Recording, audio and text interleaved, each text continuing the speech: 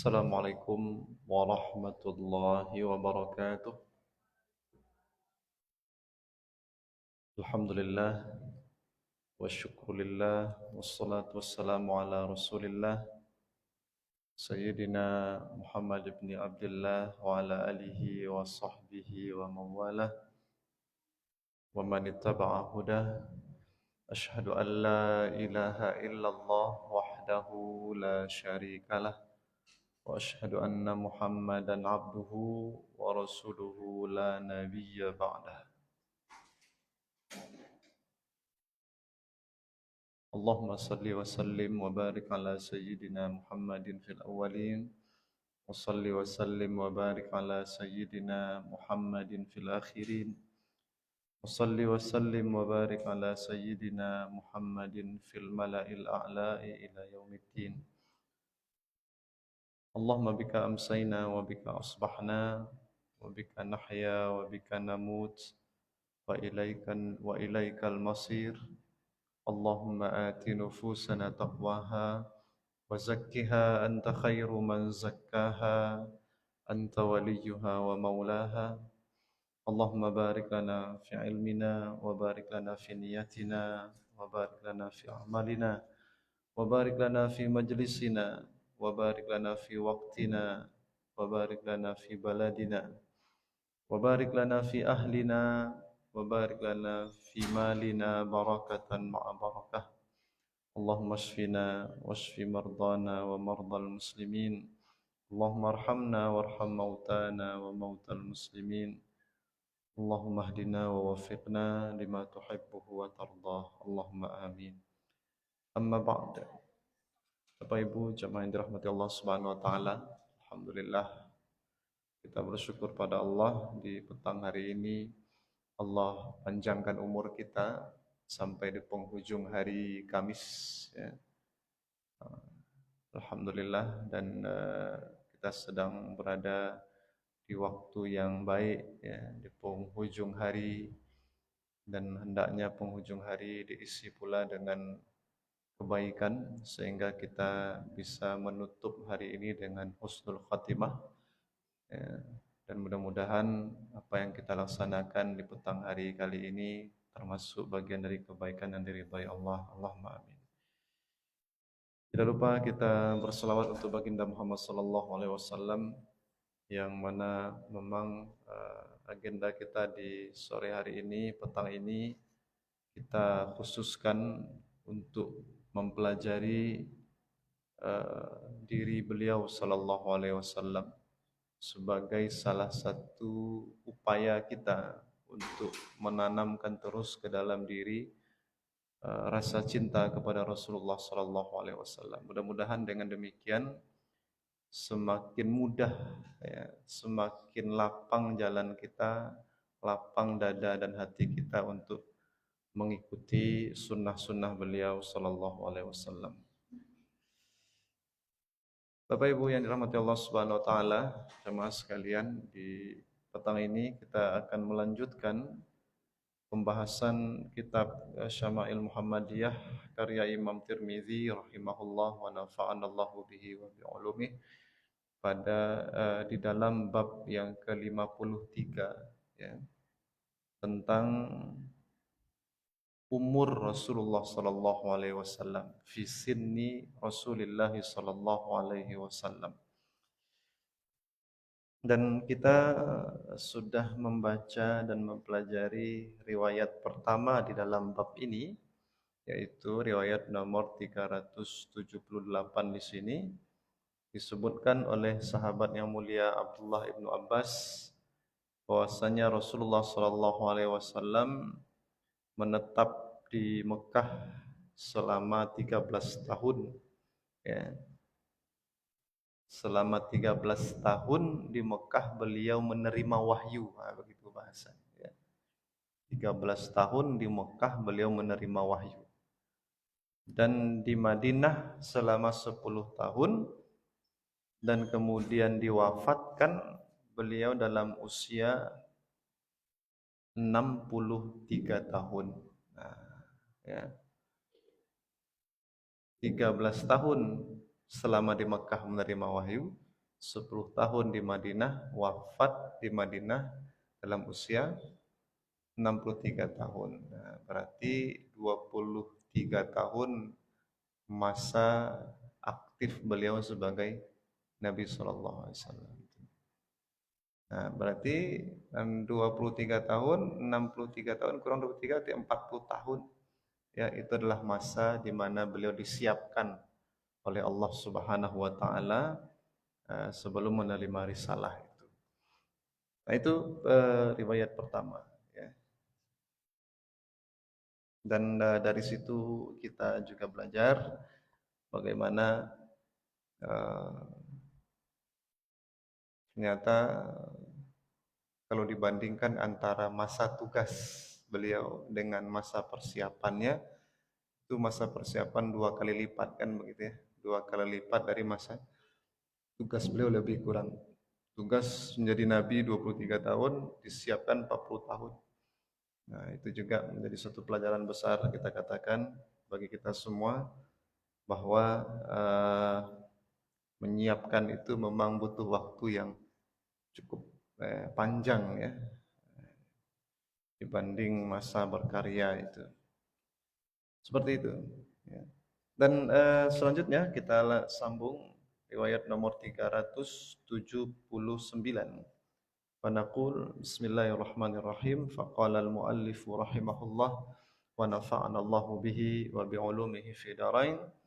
Haddatsana Muhammad bin Bashar, haddatsana Muhammad bin Ja'far an Syu'bah an Abi Ishaq an Amir bin Sa'din an Jaririn ibni Hazim al-Azdi an Muawiyata annahu sami'ahu yakhtubu qala. Ya. Dari Muhammad bin Bashar, dari Muhammad bin Ja'far, dari Syu'bah, dari Abu Ishaq, dari Amir bin Sa'ad. Ya. Amir bin Sa'ad ini adalah anak dari Sa'ad bin Abi Waqqas. Ya. Amir bin Sa'ad bin Abi Waqqas. Ya, tentu termasuk generasi tabi'in yang utama ini ya, yang pembesarnya ini. Dari Amir bin Sa'ad bin Abi Waqqas, dari Jarir bin Hazim al-Azdi, tabi'in juga. Ya. Beliau mengatakan dari Muawiyah, yaitu Muawiyah bin Abi Sufyan, sahabat yang mulia, pendiri dinasti Umayyah. Ya. Setelah masa Sayyidina Ali, kemudian selesai Khulafaur Rasyidin, masuklah masa dinasti Umayyah. Yang pertama khalifahnya adalah sahabat Nabi itu yang pertama, yaitu Muawiyah bin Abi Sufyan, dan beliau adalah seorang termasuk di antara juru tulis wahyu. Ya. Nah, jadi anak Abu Sufyan, ya, Muawiyah bin Abi Sufyan. Orang yang dari kecil sudah dirasakan aura kepemimpinannya ya, Muawiyah bin Abi Sufyan ini. Nah, Muawiyah bin Abi Sufyan dikatakan oleh Jarir bin Hazim yang meriwayatkan kalimat ini, bahwa beliau mendengar Muawiyah bin Abi Sufyan berkhutbah. Ya, khutbahnya berbicara di depan orang ramai, orang banyak. Ya, bisa saja maksudnya adalah memang berkhutbah di khutbah Jumat atau khutbah Id. Ya. Salah satu yang disampaikannya adalah mata Rasulullah sallallahu alaihi wasallam wa huwa bnu 63. Rasulullah SAW meninggal dunia di saat beliau berusia 63 tahun. Ya. Wa Abu Bakrin wa Umar. Begitu pula dengan Abu Bakar dan Umar.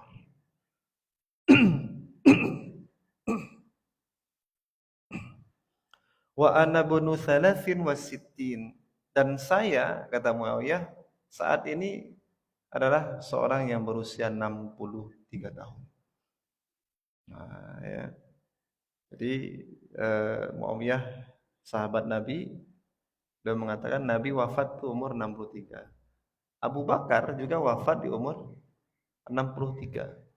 Umar juga begitu kata beliau. Walaupun nanti ada khilafiyah ya tentang umur Umar itu di umur berapa beliau wafat.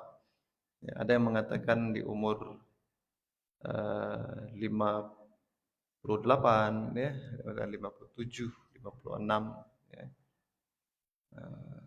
Ada yang mengatakan 51. Tapi Muawiyah mengatakan berapa? Sama dengan umurnya Rasulullah SAW, yaitu 63 tahun. Ya. Jadi kalau Abu Bakar sepakat tuh, para sejarawan mengatakan umur beliau adalah 63 tahun tuh. Ya. Berarti Abu Bakar naik khalifah di umur, ini kan khalifah Abu Bakar cuma 2 tahun ya, kalau kami tidak salah ya. 2 tahun dan jarak umur Abu Bakar dengan Nabi itu memang 2 tahun. Nah, pas ya. Nah, memang saroman mana juga Nabi. Ya, Abu Bakar itu. Nabi wafat, 2 tahun setelah itu beliau wafat. Karena jarak umur beliau 2 tahun dengan Nabi berarti 63 tahun. Sehingga ulama sepakat, oh Abu Bakar memang umurnya total memang adalah 63 tahun. Tapi Umar ada perbedaan pendapat. Ya. Tadi Muawiyah mengatakan 63 tahun, ada riwayat lain 51, ada 56, 57, 58. Ya. Nah itu. Sementara saya, kata Muawiyah, sekarang berumur 63 tahun.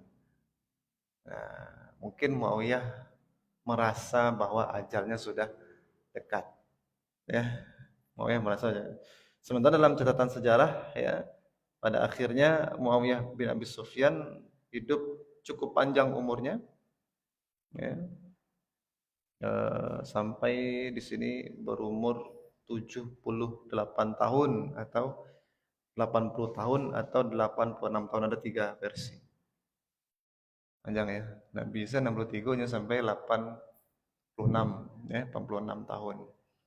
Gitu. Nah, ini yang menarik ya, karena oleh para ulama riwayat ini eh, apa namanya? Disimpulkan bahwa Muawiyah sudah merasakan ajalnya dekat. Nah, khalifah-khalifah yang utama, Nabi 63, nah, ya, Abu Bakar 63, Umar pun demikian. Saya sekarang 63, kan tidak lama lagi ajaran saya. Itu. Nah, bahwa kemudian umurnya sampai 80-an tahun, nah itu takdir Allah. Tapi ada kebiasaan ya, kebiasaan eh, para ulama-ulama kita ya. Itu kalau sudah masuk umur 60 atau 63 tahun, nah itu memang betul-betul menyiapkan diri untuk mati. Nah, ya, disebut di sini oleh Imam Bajuri, ya. Oleh karena itu sebagian para ulama kita ketika mencapai umur seperti itu, hayya alahu asbaba mamatihi. Beliau siapkan untuk dirinya sebab-sebab kematiannya. Apa maksud sebab-sebab itu? Ya, perangkat-perangkat kalau seandainya sekiranya kematian itu datang. Oh, lah disiapkan kapannya. Ya, orang mencari kapan ini namanya kapannya. Ya, lah disiapkan apa? Kuburan. Bahkan ada yang menggali kubur di depan rumahnya. Ya, begitu ulama-ulama kita itu. Ya. Karena dan imaan ila annahu lam yabqa lahu ladzatun fi baqiyati hayatihi. Ya, sudah mulai merasa tidak ada lagi kelezatan di sisa hidupnya. Kalau masuk umur 63 tahun itu. Ya udah betul-betul siap untuk wafat. Babu, lah donan date 63. Halo nih. Hah? Oh, lah lebih ya. Iya, tapi begitulah dulu orang-orang saleh ya. Langsung 63, langsung takana Nabi wafat 63. Abu Bakar wafat 63. Ambo kinilah 63. Alah, kalabiah lo awak dari Nabi. Ya, mungkin angko bisa labiah tapi kualitas tidak akan bisa labiah. Oleh karena itu siap-siap salah diri untuk menghadap Allah. Mudah-mudahan dengan menyiapkan diri menghadap Allah itu kualitas diri bisa maksimal juga di ujung-ujung usia seperti itu. Ya, jadi janganlah awakku istilahnya semakin tua semakin, kalau istilah orang tua-tua keladi ya. Yang paling parah bahasa sebagian tuh gaek tangka ya lah, gaek tangka aja bro ya. Itu. Ah? Oh iya. Masya Allah, macam-macam istilahnya. Ya. Tapi begitu, Abu Sufyan, Muawiyah bin Abi Sufyan, ya, sahabat Nabi yang mulia, masuk umur 63, mulai beliau mengukur dirinya dengan Rasulullah, dengan Abu Bakar dan dengan Umar bin Khattab. Dan memang tidak disebut di situ Sayyidina Utsman dan Sayyidina Ali, di sini dilengkapkan oleh Imam Bajuri, ya. Sayyidina Utsman ya, meninggal di usia 82 tahun. Ya, ada yang mengatakan 88 tahun. Sementara Sayyidina Ali ya, bin Abi Thalib itu riwayat yang kuat itu mengatakan beliau meninggal di usia 63 tahun juga. 63 tahun juga. Nah, jadi Khulafaur Rasyidin saya itu Utsman bin Affan lah yang paling panjang umurnya diberikan oleh Allah Subhanahu wa taala. Itu. Wah, Pak Ben lah berapa tahun deh menuju 63? Gue awalnya berapa tahun deh, yang alun 63 berapa tahun deh menuju 63. Yang lah lewat 63, ambillah sikap seperti sikap Muawiyah bin Abi Sufyan dan orang saleh. Tapi nasihat dari Nabi sendiri masuk umur 40 tahun ya mulailah fokus dengan ibadah. Itu 40 tahun. Nah, luar biasa. 40 tahun fokus dengan ibadah itu ya. Artinya apapun kegiatan kita, maksud fokus ibadah itu ya berarti apapun kegiatan kita di keseharian kita, jangan sampai dia tidak bernilai ibadah. Nah Rasul kan begitu, ketika beliau 40 tahun diangkat jadi Rasul itu semua kegiatan hari-harinya adalah ibadah dalam rangka membesarkan agama Allah Subhanahu wa taala, dalam rangka memperjuangkan apa yang Allah ridhoi ya di dalam hidup ini. Nah, Allah sudah menetapkan untuk beliau menjadi nabi, itu yang Allah ridhoi untuk beliau, maka itu yang beliau fokuskan sepanjang hayatnya. Tidak pernah lagi kita mendengar, ya, wallahu alam, tidak pernah lagi kita mendengar setelah Rasulullah itu diangkat jadi Rasul, lalu beliau masih mengurusi perdagangannya, ya, yang masih ke pasar masih, tidak ada. Karena memang Allah sudah menetapkan beliau menjadi Rasul, itu sajalah yang beliau. Tapi bukan berarti nan menggalih kini tidak menggalih lain. Nah, ya, ketua dia ya. Kalau itu yang Allah gariskan untuk kita, maka itulah jalan jihad kita. Jalan fisabilillah kita. Ya. Jadi bagaimana caranya di atas umur 40 tahun itu sudah kita sudah bisa pandai mampu menjadikan semua aktivitas itu bernilai ibadah, mencari ridha Allah. Sudah tahu. Mbah Maimun Zubair itu bahkan mengatakan kalau 42 tahun, 40-an ya, 42 tahun engkau miskin ya berarti takdirmu jadi orang miskin katanya. Begitu. Selorohannya begitu. Artinya ridho sajalah dengan itu.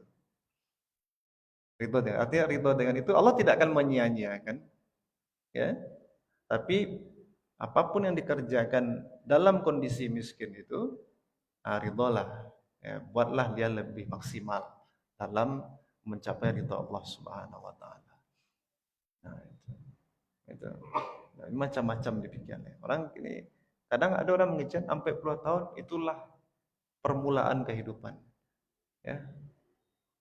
Ketika kehidupan baru dimulai katanya, baru dimulai.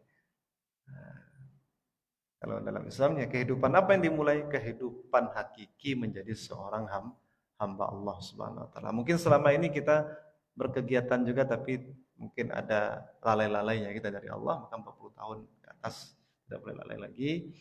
Dan kita juga mendapat catatan dari Imam Ibnu Jauzi 40 tahun itu Itu sudah mulai di penghujung usia seseorang bisa berubah dididik.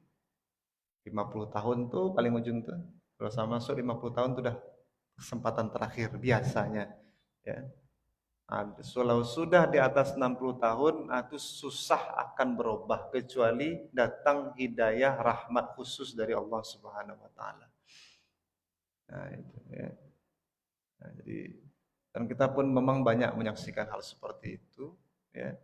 Alah payah merubah kalau lah dia 60 tahun. Ya, Bu. Ya, nah, makanya apa yang dibiasakan selama ini kebaikan, itu setelah dipupuh. Ya, mudah-mudahan Allah melihat kita ini orang yang istiqomah dalam kebaikan walaupun sedikit gitu. Kadi buek lo mau orang lain kok. Pandanga pengajian puasa 6 ni lo puasa. Puasa Nabi Daud ni lo puasa. Tidak talok lah. Ya dah. Sedangkan Senin Kamis lah bolong-bolong ya. Ya dah.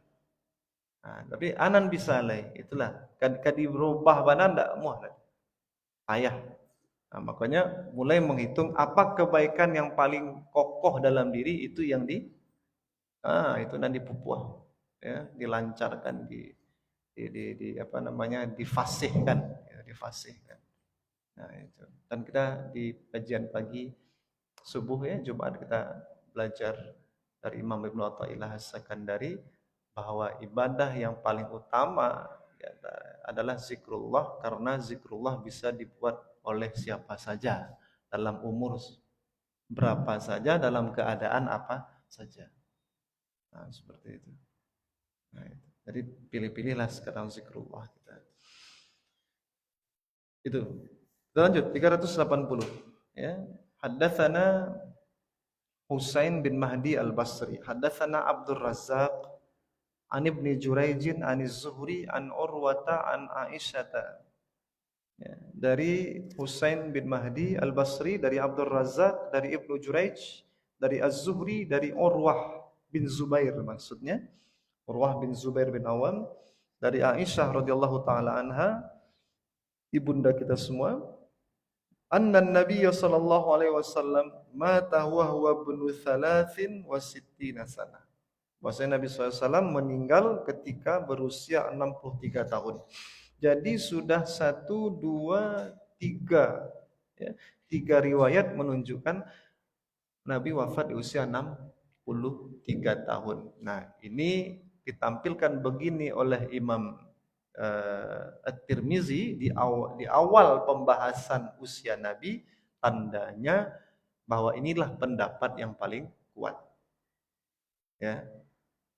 Pendapat yang paling kuat, usia Nabi totalnya adalah 63 tahun, 13 tahun masa kerasulan di Mekah dan 10 tahun masa kerasulan di Madinah. Kita lanjutkan. 381. Ini agak berbeda. Haddatsana Ahmad bin Mani' wa Yaqub bin Ibrahim Ad-Dawraqi qala haddatsana Ismail ibnu Ulayyah an Khalid Al-Hadza Amba'ana Ammarun maula Bani Hashim qala sami'tu Ibnu Abbasin yaqul. Dari Ahmad bin Mani', dari Yaqub bin Ibrahim Ad-Dawraqi, dari Ismail bin Ulayyah, dari Khalid Al-Hadza, dari Ammar maula Bani Hashim. Beliau berkata, saya mendengar Ibnu Abbas, Abdullah Ibnu Abbas ya, berkata, tuwfiya Rasulullah sallallahu alaihi wasallam wa huwa ibnu 65. Ya, Rasulullah SAW diwafatkan ketika beliau berumur 65 tahun. Nah, itu riwayat yang menunjukkan umur Nabi pada 65. Ya, 65 tahun. Kata Imam Bajuri, kenapa dihitungnya 65 tahun? Nah, ya, karena dihitung 2 tahun tambahan, yaitu tahun ketika lahir dan tahun wafat.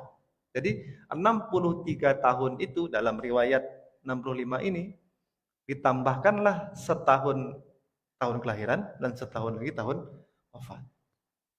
Oh, begitu pula. Ada pula cara menghitungnya begitu. Ya kan? Umur awakku sebenarnya ya Kan 0 sampai 1 tahun. 1 sampai terus 2 tahun. Kan awak meninggal usia 0 tuh. Usia 1. Nah, usia 0 tuh dihitung 1. Nah, tahun di itu dihitung 1. Jadi cara ngitungnya unik tuh. Ya. Jadi ada orang menghitung dari 0, 1, 2, 3 kan gitu. Biasanya kan gitu. Ulang tahun tuh adalah telah genap 1 tahun, telah genap 2 tahun kan begitu. Jadi tidak hitungnya tidak bukan dari 0, dari 1. Nah, waktu pas kedua ya, ketiga ada. Dan terakhir ditambahkan tahun terakhir. Dan memang begini, di masa Rasulullah SAW hidup itu tidak ada perhatian besar kepada penanggalan kalender, itu tidak ada. Tidak ada. Makanya terjadi perbedaan cara menghitung, ini wajar saja. Kita tahunya bulan Muharram, bulan pertama itu kan di masa Sayyidina Umar mulainya. Ya, tahun baru Hijriah itu penetapannya dari masa Sayyidina Umar bin Khattab. Ya, itu kalau kami tidak salah tahun ke-7. Nabi wafat itu berarti di tahun ke-10 atau 11 Hijriah. Ya. Nah, itu kalau tidak salah kami itu di tahun ke-17 atau 16 Hijriah. Umar bin Khattab itu menetapkan penanggalan Hijriah itu. Menetapkan sekaligus bahwa Muharram itu adalah bulan yang pertama. Sebelum itu tidak ada. Menghitung tahun itu baca rupanya itu tidak ada menjadi perhatian. Bulan apakah bulan pertamanya? Bulan apa bulan terakhir tidak ada yang tahu. Bahkan di masa jahiliyah ada satu pola kebiasaan Arab jahiliyah itu namanya nasi. Nanti disebut di surat At-Taubah. Ya.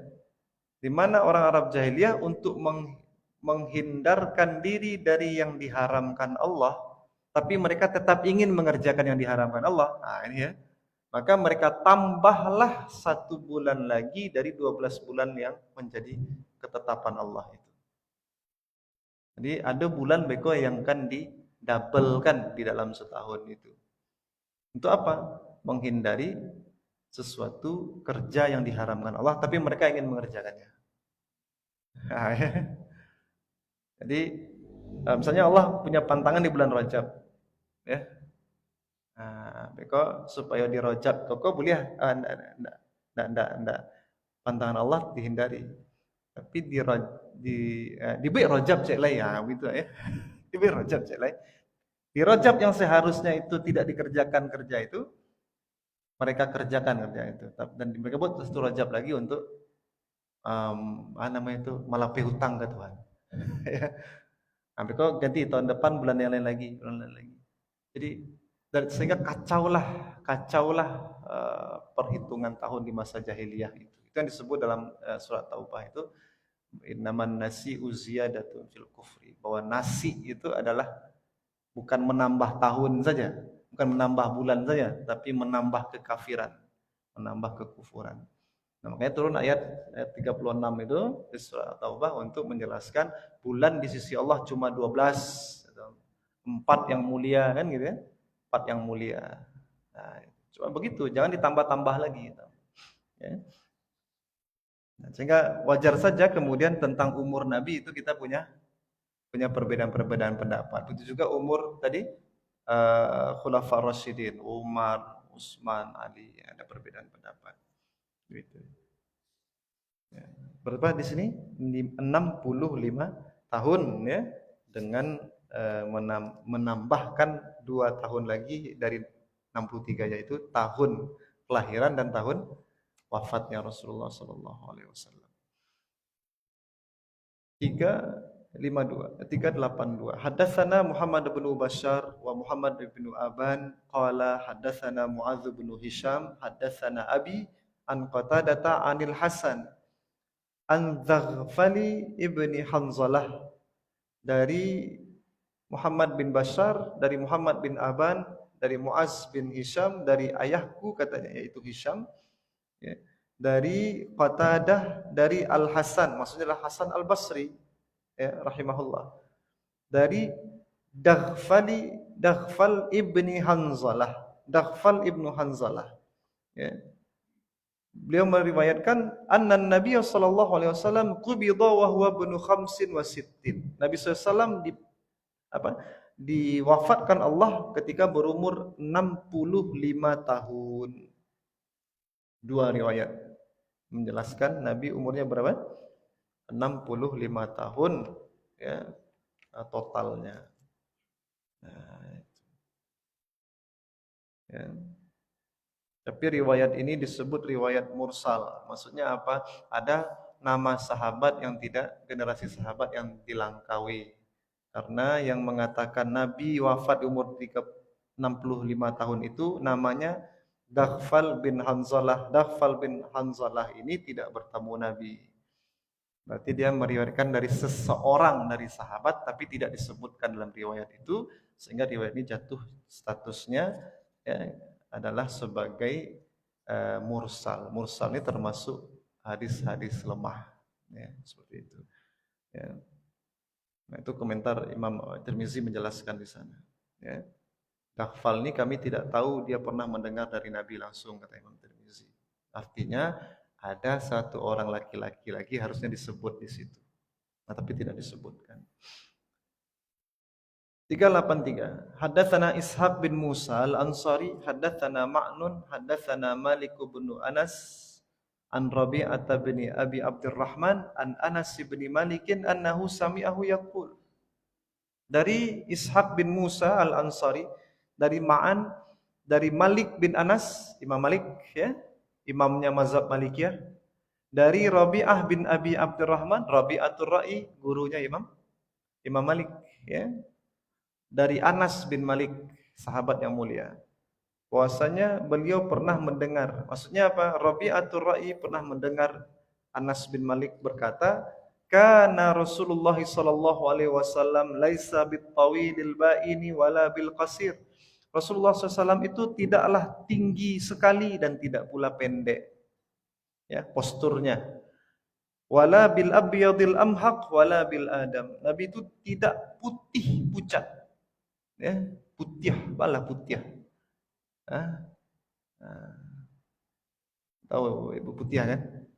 Putih pucet, dia kain kapan lah ya. Anak putih model itu Nabi. Ya, wala bil adam, tidak pula hitam, gelap ya, legam. Wala bil ja'dil qatiti wala bis sabti. Nabi itu tidak keriting, tidak pula lurus rambutnya. Ya, artinya apa? Postur Nabi itu sedang ya, warna kulit Nabi itu di antara itulah, sedang juga, tidak putih, tidak pula gelap.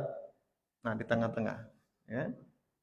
Nah, dikecian putih, ya enggak putih, dikecian kalam enggak. Tapi nanti dijelaskan dalam hadis lain di awal-awal kitab ini, kalau beliau itu cerah kulitnya, nah, kalau panas, kalau beliau malu, memerah mukanya. Kuning langsat itu. Wah, ibu lebih paham ya. Gitu. Itu rambutnya tidak keriting, tidak lurus, berarti apa? Ikal. Ya, bergelombang, berombak. Ya. Ba'athahullahu ta'ala ala ra'si arba'ina sanah. Allah utus beliau menjadi nabi di puncak 40 tahun. Di puncak 40 tahun. Ya, sempurna 40 tahunnya. Nah, ya. Bahasanya apa? Di puncak 40 tahun. Jadi bukan baru masuk 40. Lah di ujung 40 tahun tuh. Lah samperono 40 tahunnya. Ya. Nah. Lalu kemudian ya, fa aqama bi Makkah 10 sinin, dan beliau setelah 40 tahun itu menetap di Mekah 10 tahun dan di Madinah 10 tahun.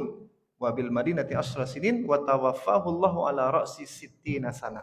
Dan Allah wafatkan beliau dalam usia 60 tahun. Nah, ini lain lagi nih riwayat nih. 60 tahun nih ya. Wa laisa fi ra'sihi wa lihyatihi 20 sya'ratan bayda, dan tidak, ketika wafat itu tidak ada di kepala dan jenggotnya itu lebih dari 20 lembar rambut yang berwarna putih. Tak sampai 20 lembar ubannya dah, baik di rambut ataupun di janggut. Total itu, rambut dan jenggot itu tidak ada sampai 20 lembar. Ini dari Anas bin Malik. Jadi 60. Nah, ini sebenarnya di pembahasan awal tentang fisik Nabi di kitab ini sudah pernah muncul riwayat ini. Dan waktu itu kami kalau tidak salah penjelasannya adalah ini salah satu cara orang Arab menghitung. Jadi kalau dari 1 ya, saya nih 1 sampai 10. Kemudian 11 sampai 15 itu sah dibaca 10. Ya, 16 sampai 20 sah disebut 20. Nah, gitu. Diganoan ke bawah, jadi diganoan ke atas. Jadi 63 balik tahun itu boleh disebut 10 tahun. Kalau bahasa Awaknya 10-an tahun, nah kan gitu. Ya. Nah, kalau di awak biasanya kan begitu. Kalau kita kurang-kurang pasti berapa nih lebihnya dari 10 nih, dari ya, 10-an, belasan gitu ya. Nah, kalau 20-an, tapi itu tidak akan lebih dari 5 itu. 15, 25 dan lebih.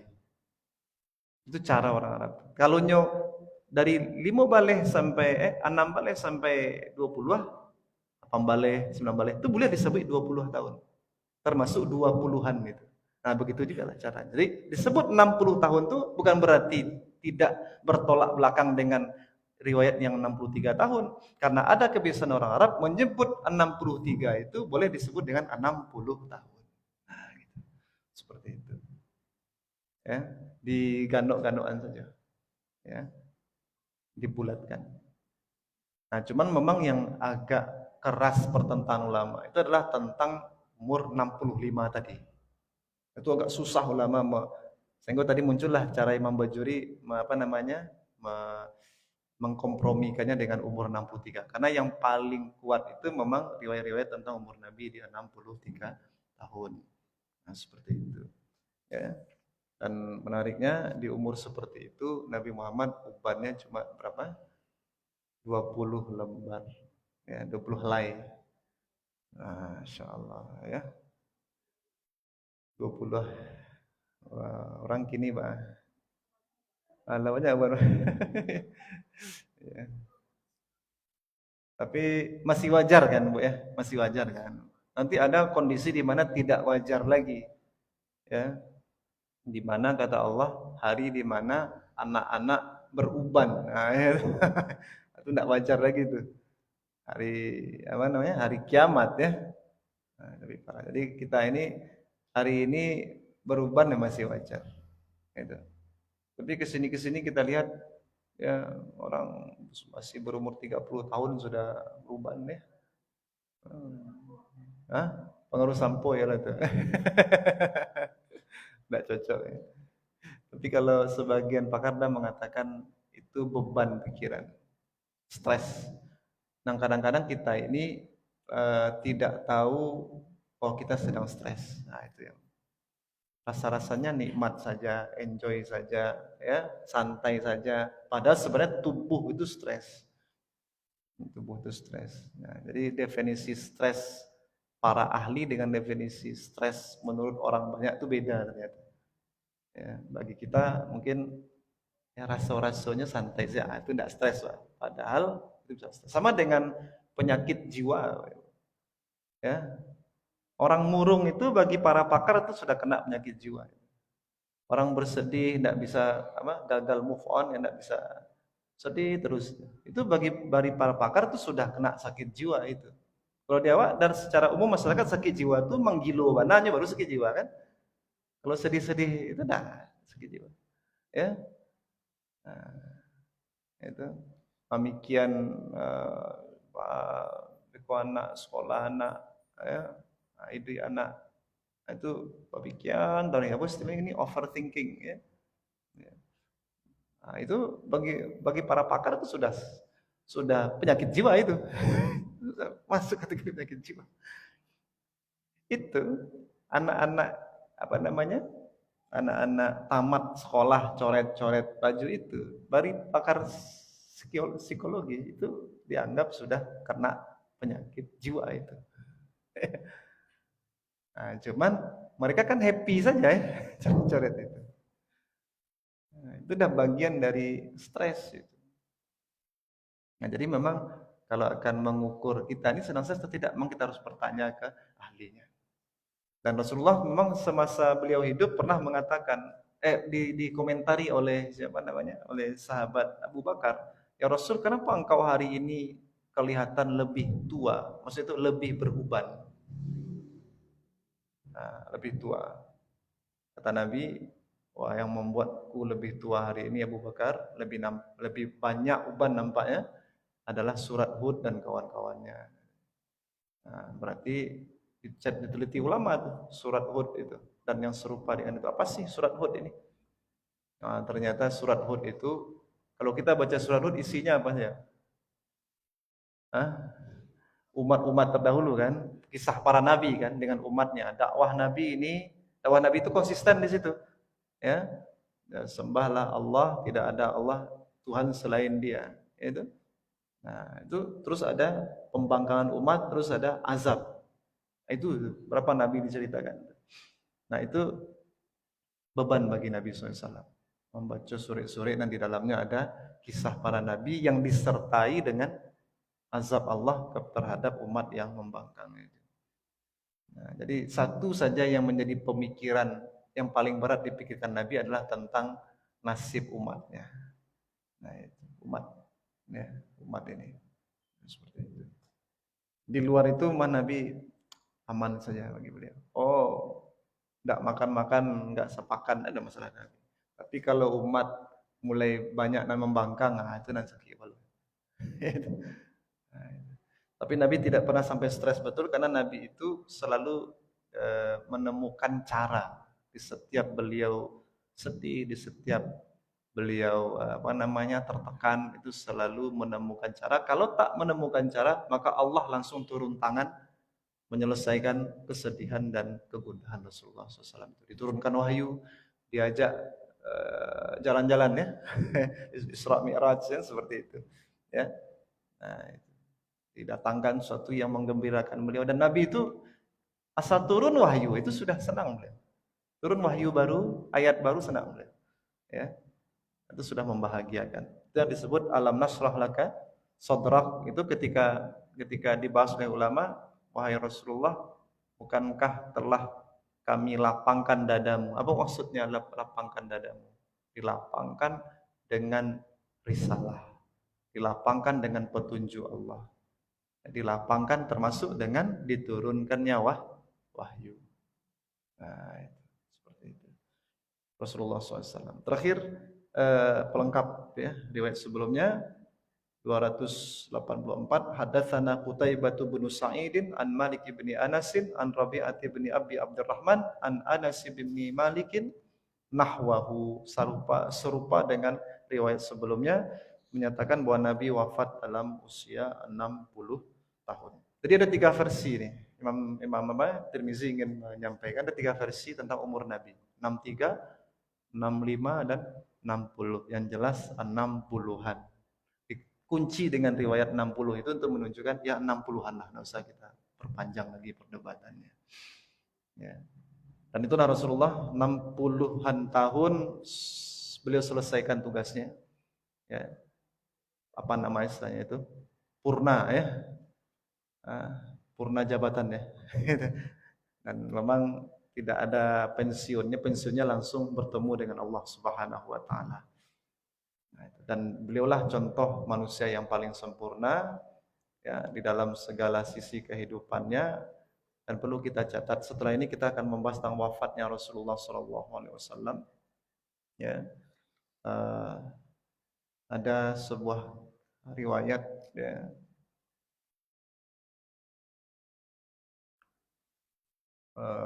kami baca di kitab Asy-Syifa bi Ta'rifi Huquqil Mustafa karya Imam Al-Qadiyat, bahwa Rasulullah SAW itu mengatakan, kelahiranku adalah rahmat bagi kalian, hidupku adalah rahmat bagi kalian, dan matiku pun adalah rahmat bagi kalian. Nah, jadi Rasulullah itu semua sisi hidupnya adalah rahmat bagi kita. Termasuk wafatnya beliau juga rahmat bagi kita. Jadi jangan bersedih. Nabi ingin jangan usah bersedih.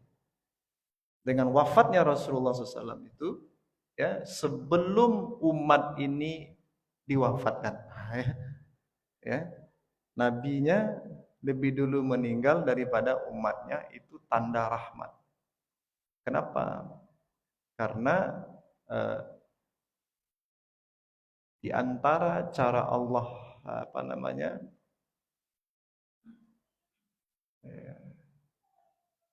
ini kan ada contohnya, itu kan banyak tuh. Nabi Hud menyaksikan kehancuran umatnya. Nabi Nuh menyaksikan kehancuran umatnya. Gitu. Sehingga disimpulkan oleh para ulama, Nabi Soleh juga begitu, menyaksikan kehancuran mayoritas umatnya. Nabi Muhammad tidak menyaksikan kehancuran umatnya. Nanti hancurnya umat nanti di hari kiamat. Itu. Artinya Allah SWT dengan mewafatkan Nabi Muhammad lebih dulu dari kehancuran umatnya, itu tanda Allah menahan azab dari umat ini. Nah, itu. Ya. Jadi sehingga dikatakan kematianku pun adalah rahmat bagi kalian. Jadi sekiranya Nabi itu panjang umurnya sampai awak ke Nabi, dikhawatirkan ada bagian umat ini yang diazab Allah, disaksikan oleh Nabi, dan itu celaka untuk umat itu. Ya, nah, itu seperti itu. Jadi dalam tanda petik ya tak perlulah kayak bersedih dengan wafatnya Rasul itu, ya, karena Rasul itu mengatakan bahwa wafatnya itu juga adalah sebuah rahmat Allah untuk umat ini. Dia Allah menyayangi satu umat itu dengan cara apa? Mewafatkan nabinya lebih dulu sebelum menghancurkan umatnya. Seperti itu. Itu polanya Allah begitu. Tapi kalau Allah sudah mulai tidak ridho dengan umat itu, maka diperlihatkan kehancuran umat itu di depan mata nabinya. Nah, itu titik-titik yang para ulama saja itu yang sampai ke kesimpulan-kesimpulan begitu. Tapi yang namanya manusia ya Bapak Ibu ya, yang namanya manusia ya tidak bisa kita menyembunyikan. Umat ini tidak bisa, yang mencintai Nabi tak bisa menyembunyikan kesedihannya. Itulah Umar bin Khattab kan, kisah yang paling terkenal itu. Bagaimana Umar bersikap sangat tidak rela mendengar berita kematian Rasulullah SAW. Ya. Nah itu tentang usia Nabi. Sebelum kita masuk berpindah ke wafatnya Nabi, ada yang ingin ditanyakan tentang perkara usia ini? 63, 65, 60-an. Nah, itu harusnya begitu dalam bahasa kita. Cukup kita pindah ke wafatnya Rasul. Di sini ada 14 riwayat, ya. 14 riwayat. Insyaallah bab 54, Babu Maja'a fi wafati Rasulullah SAW, bab tentang riwayat-riwayat berkenaan dengan wafatnya Rasulullah SAW. 385. Haddatsana Abu Ammar Al-Husain Ibnu Huraith wa Qutaibah bin Sa'id wa ghairu wahidin. Qalu haddatsana Sufyan bin Uyainah an Az-Zuhri an Anas bin Malik qala. Dari Abu Ammar Al-Husain bin Huraith dan Qutaibah bin Sa'id dan banyak lagi, ya, mereka mengatakan sampai riwayat ini kepada kami dari Sufyan bin Uyainah, dari Az-Zuhri, dari Anas bin Malik, ya, radhiyallahu taala anhu, beliau mengatakan akhiru nazaratin nazartuha ila Rasulillah sallallahu alaihi wasallam. Nah, ini Anas menceritakan bagaimana beliau, pandangan terakhir beliau, ya, kepada Rasulullah SAW itu. Artinya inilah suasana terakhir di mana Anas bin Malik memandang ke arah Rasulullah SAW. Bagaimana suasananya? Ya. Kasyafas sitarati yaumul itsnain. Ya, beliau membuka sitar di hari Senin itu. Maksudnya beliau menyuruh orang untuk membuka sitar di hari Senin itu. Sitar, maksudnya sitar apa ini? Sitar itu kan kain penutup begini, tirai. Ya. Sitar yang digantung di atas pintu rumahnya Nabi Shallallahu Alaihi Wasallam. Ya. Nah, disuruh angkat. Jadi pintu rumah Nabi itu ada kain. Ya. Itu di hari beliau wafat itu disuruh angkat. Ya, disuruh dibuka. Fanadhartu ila wajhihi. Ya. Sehingga saya bisa melihat ke arah wajahnya beliau di saat itu. Ka'annahu waraqatu mushafin. Seolah-olah wajahnya itu adalah kertas mushaf. Ini untuk menggambarkan betapa bersihnya dan bagusnya wajah Rasulullah SAW itu. Karena mushaf Al-Quran itu kan, mushaf itu apa? Mushaf itu kan isinya Al-Quran. Maka mushaf itu menjadi mulia karena isinya. Nah sekarang kata Anas bin Malik, saya melihat ke wajah beliau seperti kertas mushaf. Ya. Kertas mushaf itu mulia karena di dalamnya tertulis sesuatu yang mulia. Nah itu. Karena kemuliaan di dalam jiwa Rasul, maka terpancar kemuliaan itu pada wajah Rasulullah SAW ketika hari Senin itu. Ya. Wan nasu khalfa Abu Bakrin. Dan orang banyak ya, berada di belakang Abu Bakar. Maksudnya apa itu? Orang sholat berjamaah, Abu Bakar yang menjadi imam, dan waktu itu adalah sholat subuh. Sholat subuh. Jadi Nabi buka sitar tuh pintu dari rumah Aisyah itu, ya, kan langsung kan ada bolongnya tuh, ya, untuk Nabi bisa masuk dari rumah langsung ke masjid, itu kan ditutup dengan kain. Disuruh buka supaya Nabi bisa mengikuti Abu Bakar yang sedang menjadi imam. Ya, bukan jadi imam, nampak oleh Nabi itu. Anas bin Malik bisa melihat Nabi dari situ. Beliau ikut sholat di belakang siapa? Abu Bakar As-Siddiq. Faka dan nasu ayat taribu. Ya. Hampir-hampir saja ya, orang-orang ketika sholat itu kalau di sini ya tarib itu bergetar artinya harusnya. Artinya bergerak sedang sholat itu karena merasa senang. Nabi kayaknya sembuh nih, kan sakit nih beberapa hari. Karena dibuka ini, nampak bisa melihat Nabi, lihat wajahnya tadi apa? Bersih luar biasa. Itu orang senang. Sehingga istilahnya terganggu kekhusyuan sholat para sahabat bersama Abu Bakar. Itu. Fa asyara ilan nas anif butu. Lalu beliau memberi isyarat dari dalam kamar itu, sholat. Tapi kasih isyarat saja. Tetap di sholat, fokus di sholat. Wa Abu Bakrin ya umum. Abu Bakar yang mengimami mereka. Wa alqas sijfa. Ya. Dan kemudian tirai itu kemudian ditutup kembali. Wa tuwfiya Rasulullah sallallahu alaihi wasallam min akhiri dzadzal yaum. Dan di akhir hari itulah Rasulullah SAW diwafatkan. Berarti di hari Senin. Paginya itu Rasulullah tidak mengimami sholat. Abu Bakar mengimami sholat. Ini Bapak Ibu, nanti kita mungkin pernah mendengar riwayat bahwa Nabi wafat itu di waktu duha. Nabi itu wafat dalam penelitian ulama harusnya adalah di waktu duha, tapi di riwayat ini disebut di akhir hari. Di akhir hari. Karena memang dimaksudkan oleh Anas bin Malik Nabi diwafatkan Allah di akhir hari, itu maksudnya adalah bahwa kepastian wafat Nabi itu betul-betul tersebar itu di akhir hari.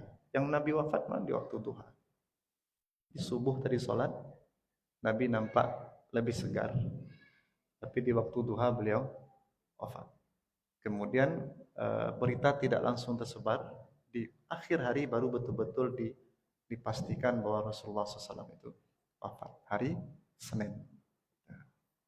Dan situlah kemudian bertambah kemuliaan bagi hari Senin.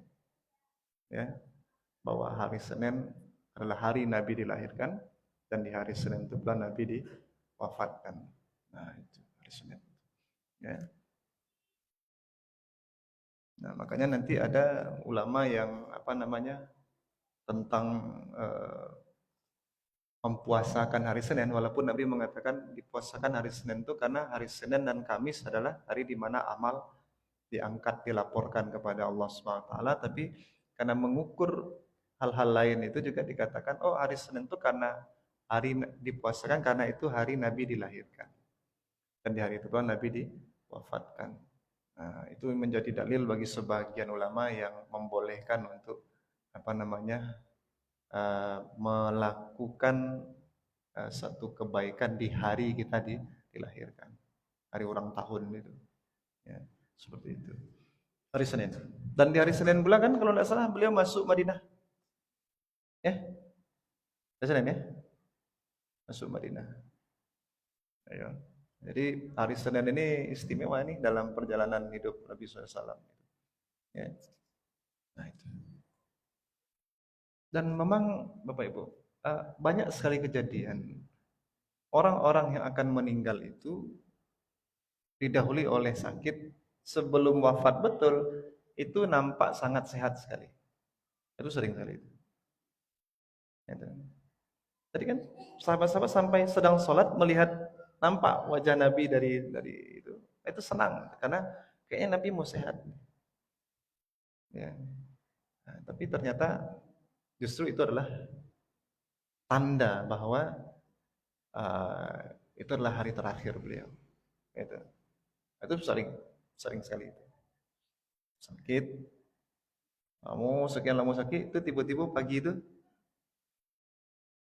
kuat dia, segar dia, cerah dia, ya, lebih baik dari hari-hari sebelumnya.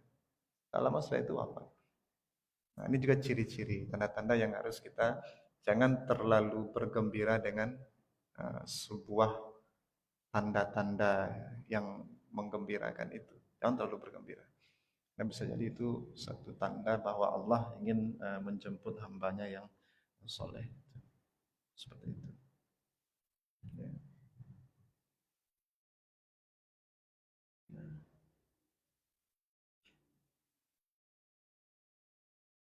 Ya.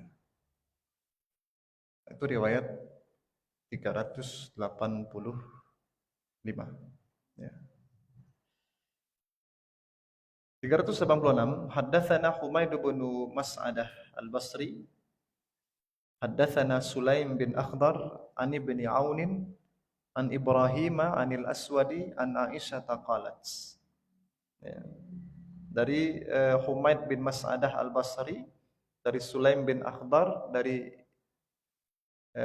Ibnu Aun, dari Ibrahim An-Nakhai maksudnya, dari Al-Aswad, dari Aisyah radhiyallahu taala anha.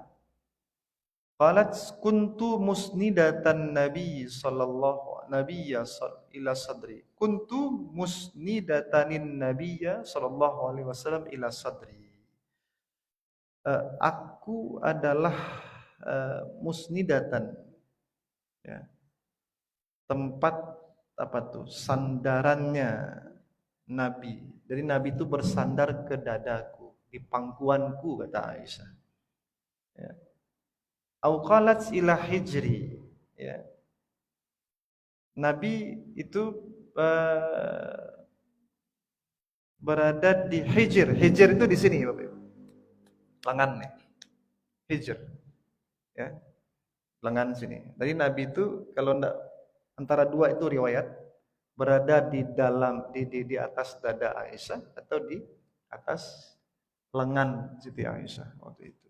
Fada'a bitistin liyabula fihi. Thumma bala famata. Kemudian beliau meminta agar diambilkan bejana dia untuk bejana beliau untuk buang air kecil. Lalu beliau buang air kecil dan kemudian beliau wafat. Ya, itu diantara momen yang diingat dan disampaikan oleh Sayyidah Aisyah tentang situasi ketika Rasulullah SAW wafat. Berarti Rasulullah wafat di rumahnya Aisyah, ya, di rumahnya Aisyah. Nah itu. Dan itu memang ada catatan riwayat yang di mana Nabi SAW meminta di hari-hari terakhir itu beliau berada di rumah Aisyah. Beliau bertanya ke istri beliau, besok saya di rumah siapa nih? Besok saya di rumah siapa? Akhirnya beliau meminta agar dia berada di rumah Aisyah dan wafat di rumah Aisyah. Nah ini berarti wafatnya Nabi di rumah Aisyah itu permintaan Nabi, gitu. Dan itu sekaligus sebenarnya menjadi salah satu bantahan ya kepada tuduhan-tuduhan orang Syiah terhadap Siti Aisyah itu.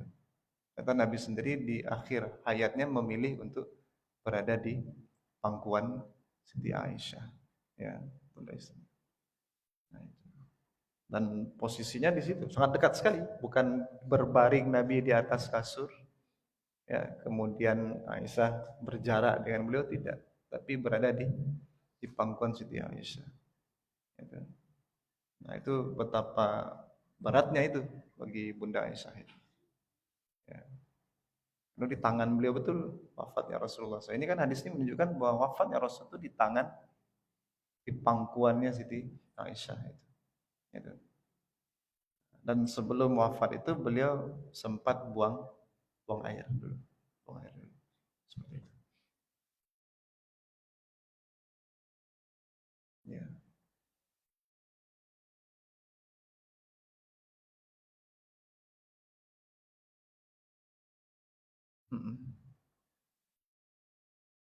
Nah, seperti itu.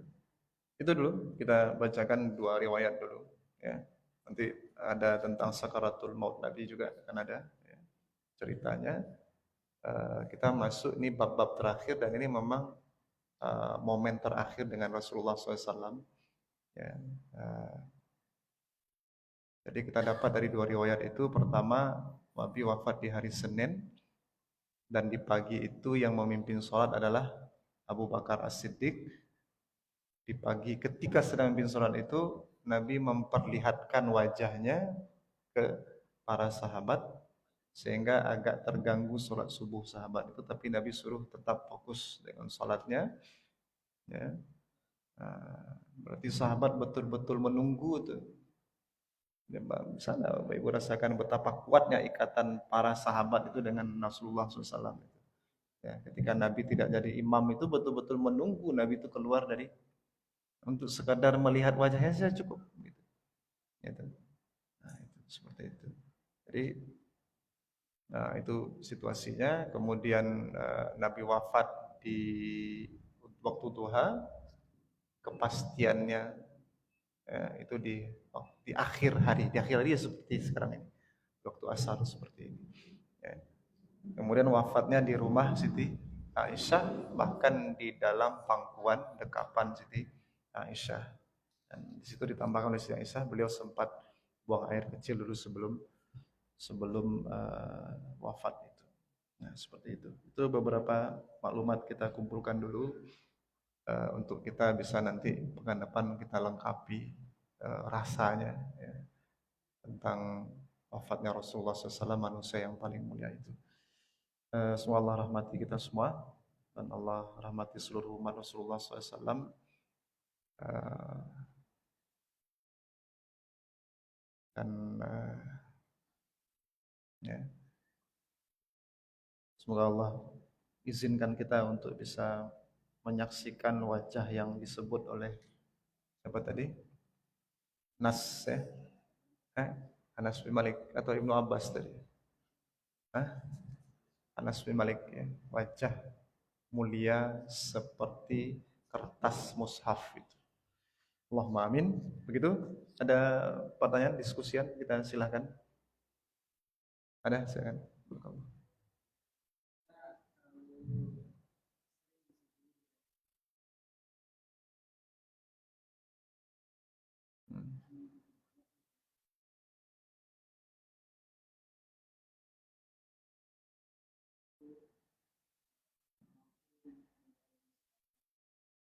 Hmm. Hmm. Hmm. Iya, ya harus kita kumpulkan riwayat-riwayat itu yang mana yang ini yang apa namanya yang bisa dipegang mana yang tidak. Tapi tentang kalimat terakhir Nabi ini memang sangat banyak sekali, Chan. Dan tidak ada satu riwayat yang betul-betul mengumpulkan seluruh kalimat. Itu satu-satu aja. Satu salat, ya, budak, ya.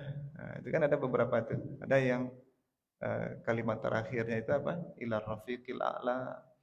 Ada termasuk yang kalimat ummati itu, kalau yang ummati itu setahu kami itu eh, banyak dibantah oleh para ulama di situ tentang kalimat terakhir Nabi itu adalah ummati. Tapi yang setahu kami yang diulang 3 kali itu adalah as-salah, as-salah, as-salah wa ma malakat aimanukum. Salat, salat, salat dan budak-budak kalian tolong perhatikan.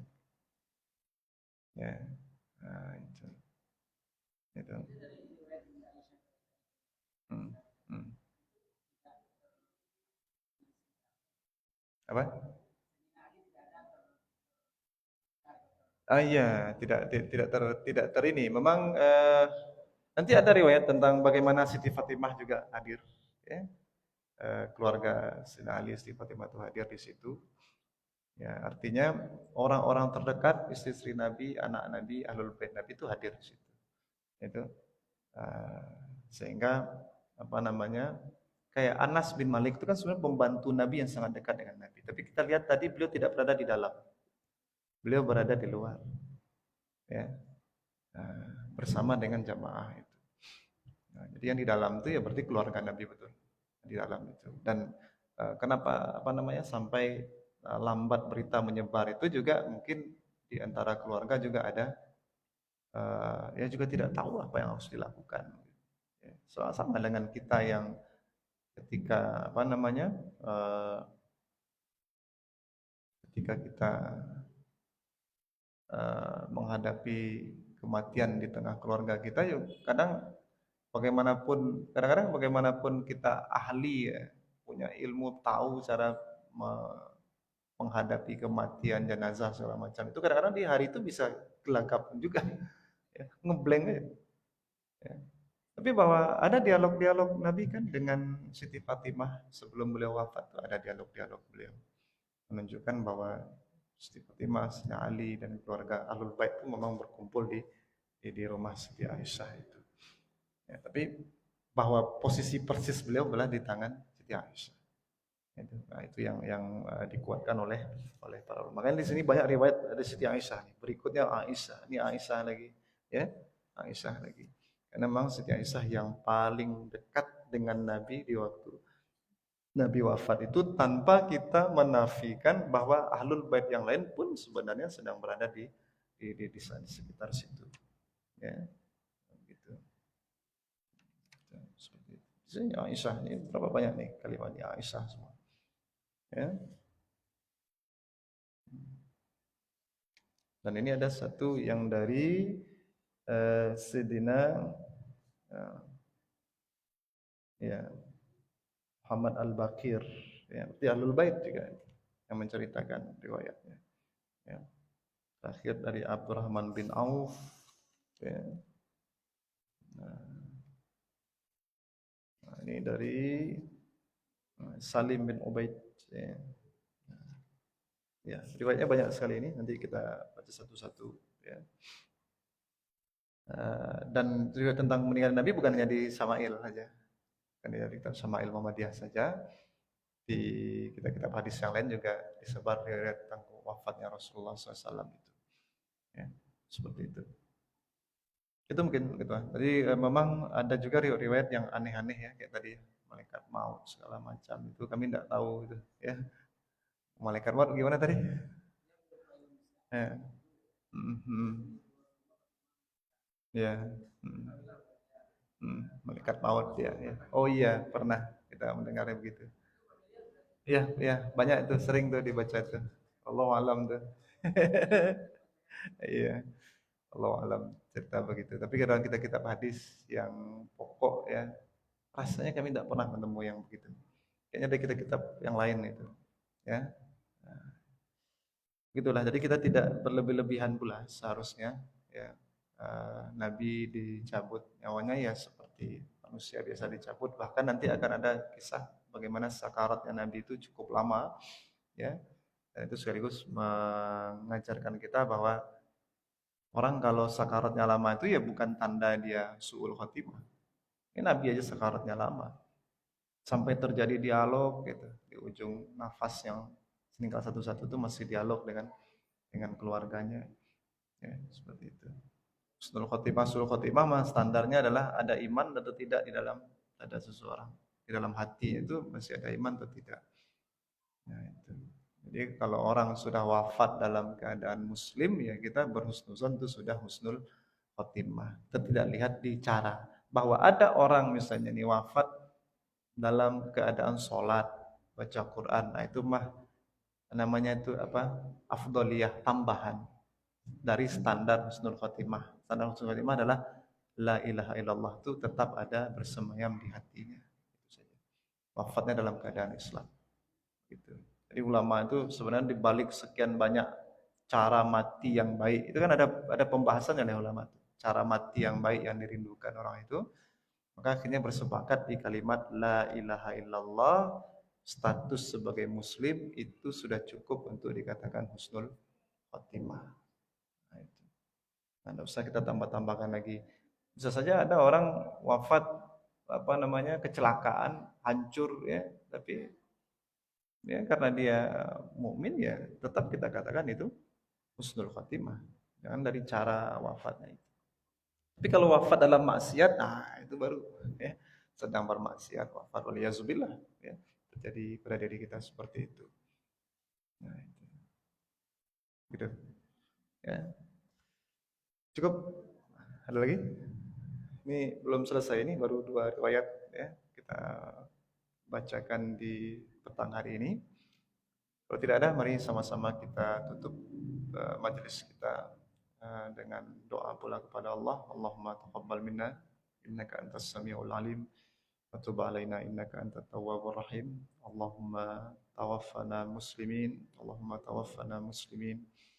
Allahumma tawaffana muslimin. Allahumma a'inna ala dzikrika wa syukrika wa husni ibadatik. Subhanakallahumma wa bihamdika asyhadu an la ilaha illa anta wa nastaghfiruka wa natubu ilaik. Wa sallallahu ala sayyidina Muhammadin wa ala alihi wa sahbihi wa sallim. Alhamdulillahi rabbil alamin. Billahi taufiq wal hidayah. Wassalamualaikum warahmatullahi wabarakatuh.